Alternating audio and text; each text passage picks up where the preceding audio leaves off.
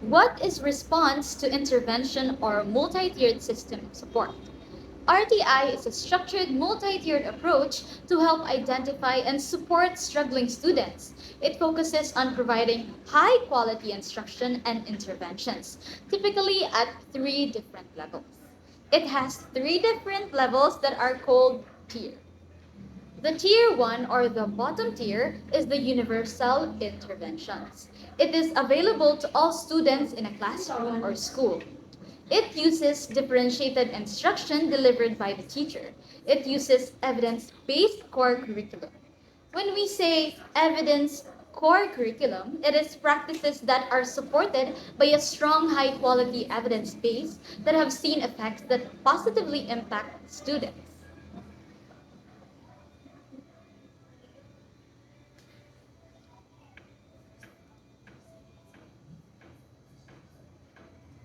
An example of Tier 1 is the whole class. All students in the general education classroom are in Tier 1.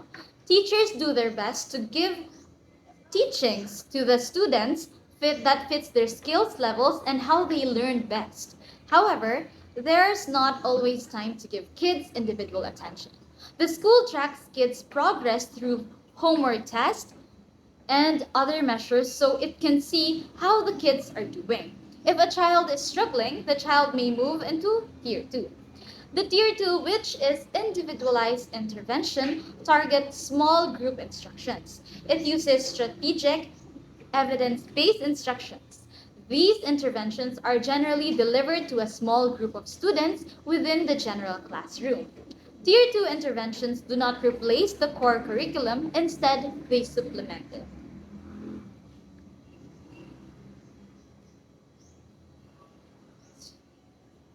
Kids who aren't making progress in Tier 1 will get the Tier 2 help.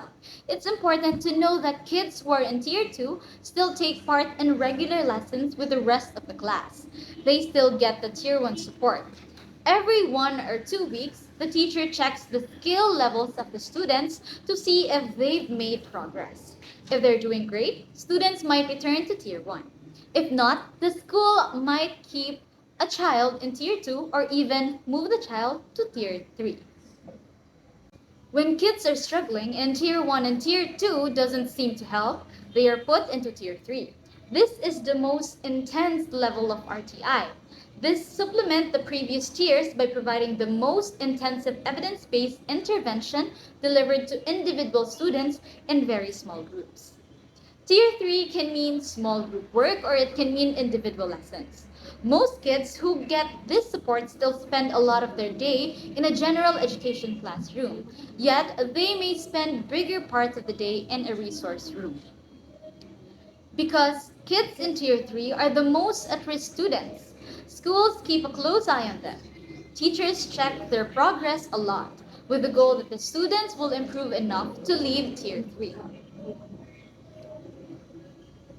In schools that use RTI, students can still get special education. The difference is that to get special education, a child must be evaluated and qualified, which can take time. To get RTI, a child only needs to be at risk of falling behind. So, to continue the topic of my co-reporter, I am G. Antorna Dirama. So now let's proceed to the elements of a program for a student who is gifted and talented. So regardless of how services are delivered, there are some common elements which characterize an individualized program appropriate for a student who is gifted and talented. So first, it is different in pace, scope, and complexity in keeping with the nature of and extent of the exceptional need.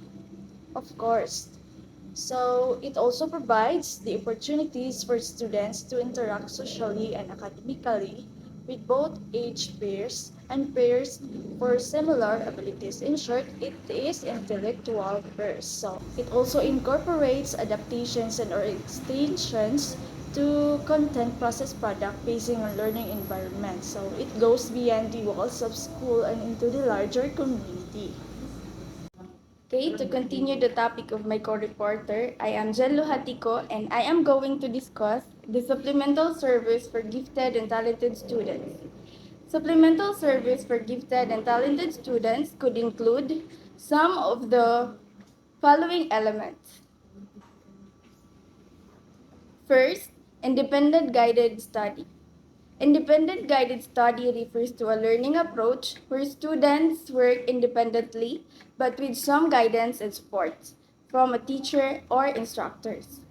This approach encourages students to take ownership of their learning and develop skills such as critical thinking, problem solving, and self directed learning.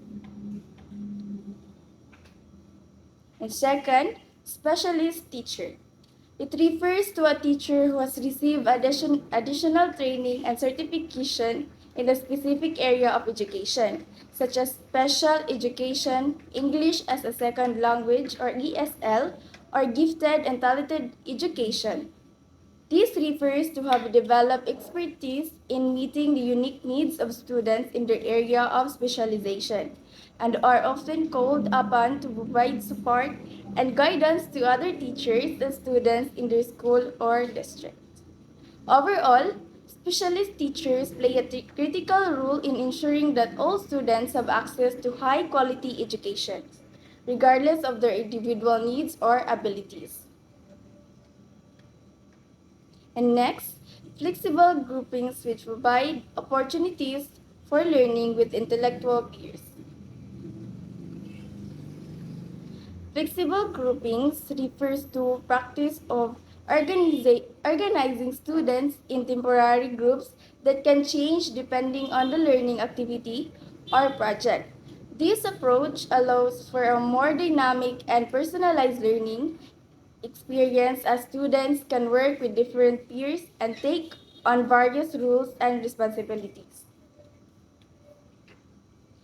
Flexible groupings can provide opportunities for learning with intellectual peers in several ways, such as diverse perspectives, collaboration and communication, and preparation for the real world. Flexible groupings provide opportunities for learning with intellectual peers by promoting diverse perspectives, collaboration, personalized learning, adaptability, and real world preparation. Next, mentorships consulting services to assist teachers in the expanding experiences in the regular classroom. When we say mentor, it provides guidance, supports, and feedback to the future educator to help them develop their teaching skills and become a more effective educator. Consultative services, on the other hand, it refers to a process where an expert in a particular field provides advice and guidance to a teacher or school administrators. In the context of education, mentorships and consultative services can work together to provide teachers with the support and guidance they need to improve their teaching skills and provide their students with the best possible learning experiences. Enriched courses are modified courses that have been designated with a special status, often indicating that they have been tailored to meet the needs of students who are looking for more challenging or specialized learning experience. These courses can provide a number of benefits for students, including increased academic rigor, specialized knowledge, smaller class size, more hands-on learning opportunities, and preparation for college and careers. For example, a course on environmental science might delve deeper in the impact of human activities on environment, or a course on mathematics might focus on advanced calculus and statistics. Enriched courses often have smaller class sizes, which allows for more personalized attention and extra instruction from the teacher. Good day, everyone. So I am going to continue the topic of my co-reporter. So the next topic will be students from indigenous background. When we say indigenous background, it talks about relating to or being a people who are the original, earliest known inhabitants of a region or their descendants. Different culture norms affect students' perception of time, group work, and importance of education authority or competition. In our culture, we acquire verbal and nonverbal languages. So when we say nonverbal language, expressed through facial expression, eye contact, voice tone, touch, gestures, and personal space can have different meanings in different cultures. For example, posture, facial expressions, and eye contact are examples of nonverbal messages. We all use these cues in daily conversation, even involuntarily. Nonverbal communication also involves the way we present ourselves to others.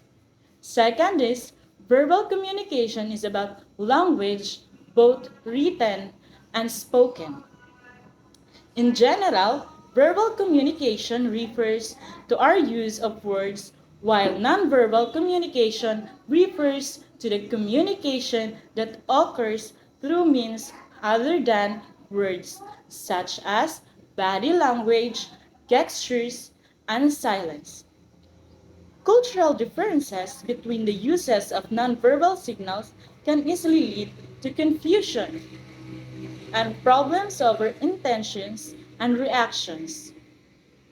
If someone displays what we feel to be inappropriate nonverbal behavior, we dismiss them as a rude or disrespectful.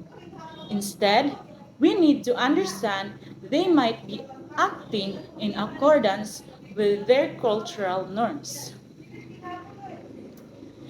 We are diverse. We have different languages and cultures. For instance, a person from a certain culture will use a nonverbal language, like sign language, and here comes a person from another culture who has another interpretation of this certain sign language. This may lead to miscommunication or misunderstanding between the individuals who came from different cultures. And that's all. Thank you. A pleasant day to one and all. I am Frizzle May Kauba and I am going to continue the discussion of my co-reporters. So one of the most elements of indigenous teaching and learning revolves around learning how to learn. Learning how to learn refers to the process of acquiring and developing effective strategies or skills for acquiring knowledge and skills. It involves understanding and applying methods and techniques that facilitate efficient and meaningful learning. Learning how to learn is a key element in every approach to education. Therefore, the cultivation of the human capacities, listening, experiencing with all one's senses, developing intuitive understanding, and respecting time tested traditions of learning naturally forms the basis for skills used in every process of indigenous learning and teaching. First is tribal teachers begin teaching by building on the commonplace. Means that teachers from tribal communities or cultures start their teaching process by starting with familiar and everyday knowledge or experiences. In tribal communities, teaching often begins by connecting with existing knowledge and experiences of the students. The teachers understand that students have a strong foundation of common knowledge based on their cultural background and community practices. Instead of starting from scratch, tribal teachers build upon this existing knowledge to engage students and make the learning process more meaningful and relevant.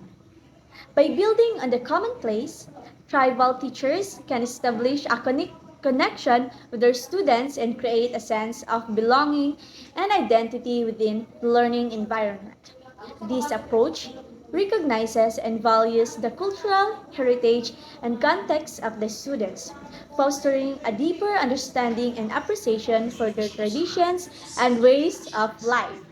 Second, remember that learning is a natural instinct and that success in learning something new is tied to human feelings of self worth. It highlights two important aspects of the learning process. the innate drive to learn, and the connection between learning success and self-worth. Let's discuss each of these aspects in more detail. First is learning as a natural instinct. Humans have an inherent curiosity and desire to explore the world around them. From a young age, individuals are constantly seeking knowledge and understanding. This innate drive to learn is evident in children who eagerly ask questions, experiment, and seek new experiences.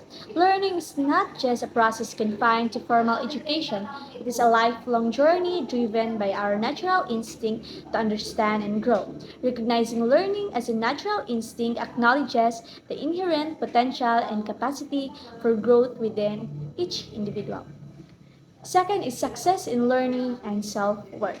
When individuals successfully learn and master a new skill, acquire knowledge, or overcome challenges, it boosts their confidence and enhances their sense of self-worth. The satisfaction that comes from achieving learning goals contributes to a positive self-perception and a sense of accomplishment. Conversely, struggles or perceived failures in the learning process may negatively impact one's self-esteem and feelings of worthiness. It is worth noting that while success in learning can positively influence self-worth, it is equally important to emphasize that learning itself should not be solely driven by external validation or the need for affirmation. The joy and fulfillment that come from the process of learning, the acquisition of knowledge, and personal growth should be the primary motivations. The third one, indigenous teaching focuses as much on learning with the heart as on learning with the mind. It highlights the holistic approach to learning and education that is often emphasized within indigenous cultures. Let's examine this phrase and its implications in more detail. Learning with the mind. These aspects refers to the acquisition of knowledge, information, and cognitive understanding. It involves critical thinking, problem solving, analysis, and the development of intellectual capabilities. Learning with the mind encompasses traditional academic subjects such as math, science, history, and language, as well as the development of logical reasoning and cognitive skills. This aspect of learning is essential for gaining factual knowledge, analyzing information, and engaging in intellectual pursuits. Learning with the heart. This aspect emphasizes the emotional and relational dimensions of learning. It recognizes that individuals' emotional and social well-being greatly influence their ability to learn and comprehend information. It prioritizes the cultivation of empathy, compassion, self-awareness, and emotional intelligence. Learning with the heart involves nurturing positive relationships, understanding one's own emotion and the emotions of others, and fostering a sense of belonging, respect, and interconnectedness with the community and the natural world. Fourth, indigenous teaching facilitates learning how to see how one really is rather than an image manufactured through one's or others' egos. It speaks to the core principles of indigenous education and the emphasis on self awareness, authenticity, and the recognition of the true self. Let's break down it and explore its meaning and more depth. Learning how to see. Indigenous teaching acknowledges that developing a deep understanding of oneself requires a process of introspection and self reflection. It suggests that individuals need to learn how to see beyond surface level appearances and societal expectations, allowing for a deeper exploration of their identities, values, beliefs, and emotions. This process involves cultivating self awareness, reflecting on one's experiences, and developing a genuine understanding of who one truly is. Second, how one really is. This phrase emphasizes the authentic nature of an individual's being. It suggests that indigenous teaching encourages individuals to embrace their true selves, free from external influences or societal pressure. It promotes the idea that honoring one's own unique identity, experiences, and perspective is essential for personal growth and well being. Embracing one's true self also involves recognizing and accepting the strengths, weaknesses, challenges, and talents that make each individual unique. Image manufactured through one's or others' egos. This part of the phrase highlights the societal pressures and external expectations that can influence individuals to conform to certain images or stereotypes that are not aligned with their true identities.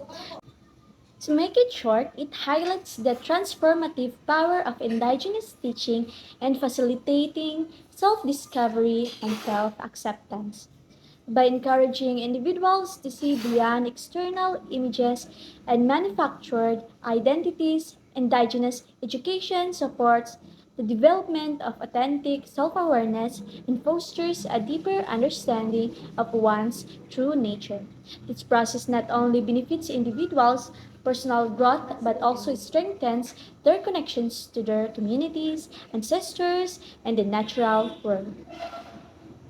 Fifth, indigenous teaching is always associated with organic development. Indigenous teaching is planted like a seed, then nurtured and cultivated through the relationship of teacher and students until it bears fruit. It conveys the essence of indigenous teaching and highlights its organic and nurturing nature. Let's break it down and explore its meaning. Indig- Indigenous teaching is associated with organic development. This suggests that indigenous teaching follows a natural and holistic approach to learning and growth, similar to the growth of a plant. Indigenous teaching values the gradual and interconnected development of knowledge, understanding, and skills. It emphasizes the importance of a process that evolves over time, allowing for deep learning and integration. Indigenous teaching is planted like a seed. This metaphor implies that indigenous knowledge and wisdom are initially introduced or shared with learners, much like planting a seed in a fertile soil. It represents the beginning of the learning journey and the potential for growth and transformation. Nurtured and cultivated through the relationship of teacher and students. This phrase highlights the significant role of the relationship between a teacher and a student in indigenous teaching. It emphasizes the importance of a supportive, reciprocal, and caring connection between the two. The teacher takes on the role of a guide, mentor, and facilitator of learning, nurturing the growth of the student until it bears fruit. Just as a seed grows into a mature plant that produces fruit, indigenous teaching aims to guide learners towards a point of fruition. This can be seen as the realization and integration of knowledge, skills, and values into a meaningful and impactful expressions in the student's life. Bearing fruit represents the practical application and manifestation of the teachings in the student's actions, perspective, and contributions to their community. Overall, it embodies the idea that indigenous teaching is a holistic and relational process that unfolds naturally over time. It emphasizes the importance of nurturing and cultivating the learning journey with a teacher providing guidance and support to the student. The ultimate goal is for the student to internalize and integrate the teachings, leading to personal growth, understanding, and the ability to contribute positively to their community. So good day everyone, I am Jamaica de Cruz Cañete. So in my part, I will be discussing what is UDL or Universal Design for Learning is all about. Universal Design for Learning or the UDL. UDL was developed by the researchers of the Center for Applied Special Technology, developed UDL. Its goal focuses on ways to eliminate barriers, learnings, and meeting the needs of the students. It aims to enable learners to learn and demonstrate their knowledge through multiple learning preferences: auditory, visual, kinesthetic, tactile, or etc. So what is UDL is all about? By the means of universal, it applies to everyone. Its goal focuses on ways to eliminate barriers in learning. As we can see, there are possible barriers happening in the classroom. There are distractions, hostility, lack of control, rowdiness, and many more that hurdles the teaching learning process of the students. So this UDL, or Universal Design for Learning, helps to eliminate and meets the needs of the students. This UDL also offers flexibility that in many ways students can access material and show what they know. Through multiple learning preferences, auditory or visual, kinesthetic, tactile, and etc. UDL is designed to engage all learners in the instructional process. It is a brain-based instructional framework based on the concept that every learner learns differently. Through UDL, the instructional process, materials, and assessments are utilized to reinforce learning, including those with disabilities and exceptionally gifted. So why is this UDL, or the Universal Design for Learning, includes the disabilities and exceptionally gifted? So by the means of universal, it applies to everyone. And we all know that every student learns differently. Others has the potential, the skills, the abilities to reinforce learning. So through UDL, the instructional process, materials, and assessment are utilized for all the students. It is a brain-based instructional framework based on concept designed to engage all the learners. So there are three principles of universal design for learning. We have the multiple means of representation, the multiple means of action and expression, multiple means of engagement. So first is the multiple means of representation.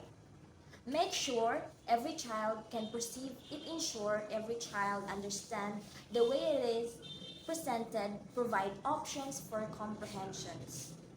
We teachers, we should ensure that our students understand what we presented with them and provide options and better instructions. We should provide more subjects material such as textbooks, audio files, digital books, images, or graphs to widen up the student knowledge. The goal of this first principle is to allow the students to be more resourceful and knowledgeable. Next is the multiple means of action and expression. Provide options for physical action. Provide opportunities for expression, and fluency provide options for expression for executive functions. Like for an instance, once the student have taken information, it's time for them to express and show them what they've learned. We teachers set goals for learning and guide students through monitoring their own progress. So the goal of the second principle of UDL is to help the students to be more strategic and goal-directed. Lastly is the multiple means of engagement. Provide options for recruiting interest, offer options to sustaining efforts, and persistent provide options for self-regulation. The third principle encompasses the ideas of motivation, building on the interest of the students. The means of engagement helps students to see the reason why should they learn and what they learn, learning and makes it relevant to their life.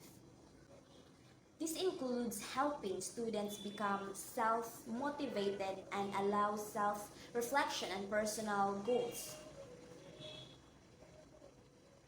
So the goal of engagement in UDL is to give students purpose and motivation to learn.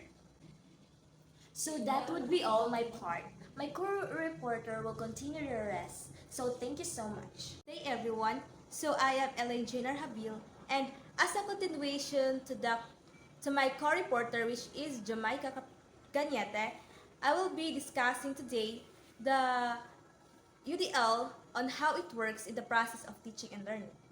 So now let us proceed to the figure that shows how UDL works in teaching learning process.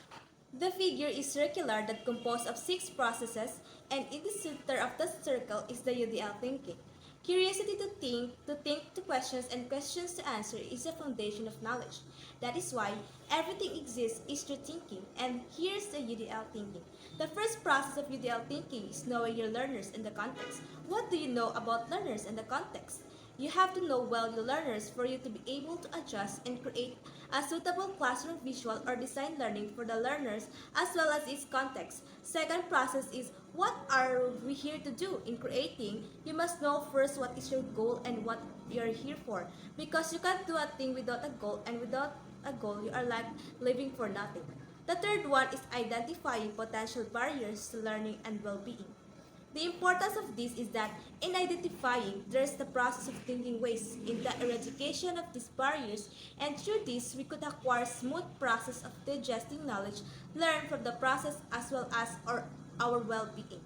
The fourth process is identify universal supports. Through this process, we can build confidence to teach learners the best we can, and with the support of many people. The next process is use UDL guidelines to design learning, a guidelines that serves as a way to gain or create an effective design learning for an effective learning process of learners. The sixth process is teach, evaluate, and revise. It is the last process in which we are going to teach our created design learning, evaluate if it is really effective, and revise for it to inform new design learning that will improve teaching learning process. All of these processes are vital in creating effective and positive process of teaching and learning in the classroom. And this will lead to the next topic we have, which is quality classroom. What is quality classroom? Quality classroom is characterized by supportive, kind, positive, and fair environment. It has the process of conducive learning because it is good for the teachers as well as the students. It exists without a classroom environment permeated with anxiety, negativity, hostility, lack of control, rowdiness, and distractions, which affects negatively for the students, but it is where we find relaxing classroom environment. That is how helpful a quality classroom is for the learners.